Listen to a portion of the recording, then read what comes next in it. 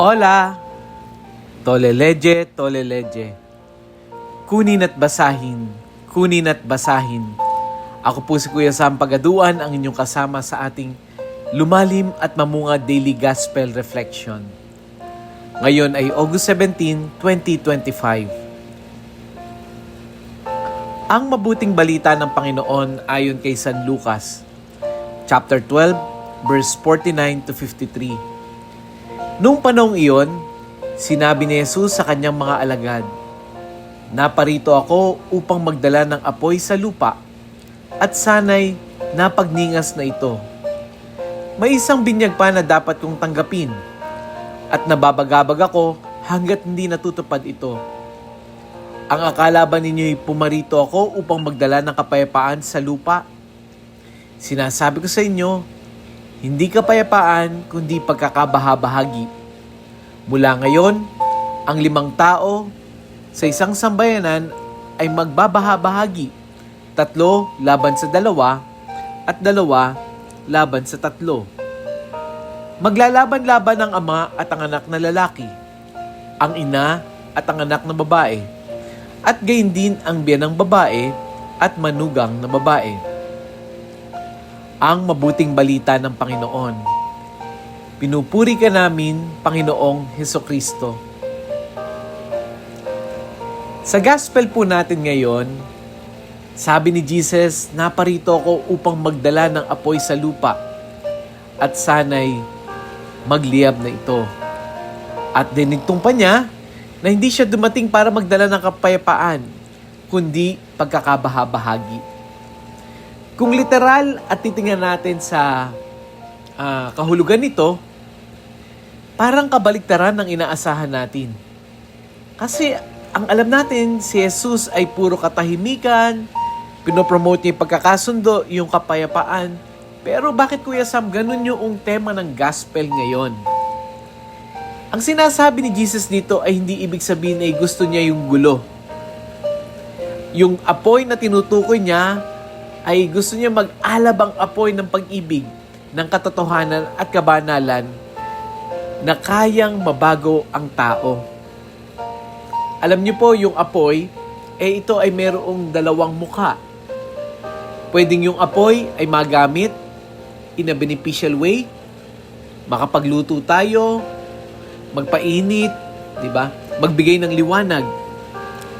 Pero on the other hand, ang apoy din naman ay pwedeng mapaminsala, mapamuksa.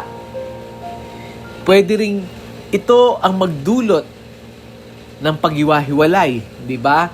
Kaya nga para makita mo yung ginto, di ba? Pinapadalisay sa apoy para makita kung ano yung ginto at saka yung ano bakal talaga.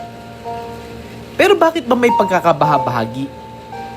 Kasi kung minsan, hindi pala minsan, madalas. Kaya binabanggit ito ni Jesus na naparito siya na maaring ito'y magdala ng pagkakabahabahagi. Kasi kapag pinili nating sumunod sa Diyos ng buong buo, hindi lahat ng tao ay makakaintindi at sasang-ayon sa iyo. Kapag ginawa mo'y tama, may mga taong masasaktan sa totoo mong paninindigan. May mga ayaw makinig ng mensahe ng kabutihan kasi taliwas yun sa nakasanayan nila o kaya sa interes nila. At dito sinusubok ang puso natin. Handa ba tayong piliin si Jesus kahit may kapalit na sakit o kaya ay lumayo sa atin ng iba? Kung minsan, ang tunay na kapayapaan ay nagsisimula sa matapang na paninindigan sa tama, kahit hindi ito komportable, kahit may nasasaktan sa proseso. Yung binabanggit dito ni Jesus ay ito yung pinaka-plain na kahulugan. Hindi lahat natutuwa kapag ginagawa natin yung tama. Siyempre si Jesus, ang gusto niya gawin natin yung tama. Pero hindi lahat natutuwa doon. Maraming lalayo sa'yo, maraming magagalit sa'yo, maraming magtataas ng kilay sa iyo. Ito nga lang audio gospel natin Subukan mong i-share. Tingnan mo kung ano mga possible na reaction na makukuha mo sa mga GC ninyo. Ano kaya ang isipin nila? Maaring may matutuwa pero meron din naman, ano ba yan?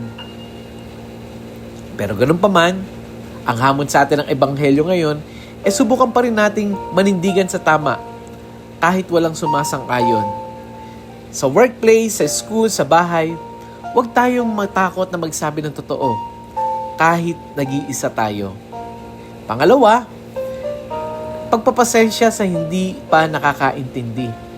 Tinatawagan tayo ng gospel na hindi lahat agad-agad makakaunawa sa pinaniniwalaan mo. Kaya huwag kang magagalit sa kanila, ipagdasal natin sila. At syempre, pangatlo, ang panawagan sa ating ng gospel, maging liwanag tayo sa gitna ng tensyon. Kapag may hindi pagkakaunawaan dahil sa pananampalataya, piliin pa rin natin ang respeto at ang pagmamahal. Let us pray. Panginoong Jesus, salamat sa paalalang ang pagsunod sa iyo ay hindi laging madali, pero laging tama.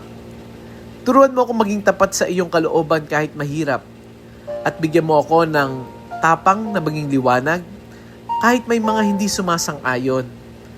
Palakasin mo ang aking puso upang magmahal at magpatawad sa gitna ng pagkakabahabahagi at tensyon. Amen. Friend, iniimbitahan kita na i-share natin ang audio gospel na ito sa ibang mga ka-group chat at hayaan nating umabot sa mga puso ng mga nangangailangan ng mensahe ng Diyos, ang salita niya. Lagi nating tatandahan, buhay ang salita ng Diyos at may kapangyarihan nitong magbago ng buhay. No?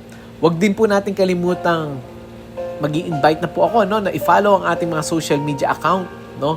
Yung social media account ni Kuya Sam Pagaduan para mas marami pang ganitong reflection at content tayo makikita at inspirasyon araw-araw. Muli, ako po si Kuya Sam Pagaduan, nag-aanyaya. Halina, tayo ay lumalim at mamunga. Lumalim sa pananampalataya at mamunga na mabubuting gawa. God bless us all.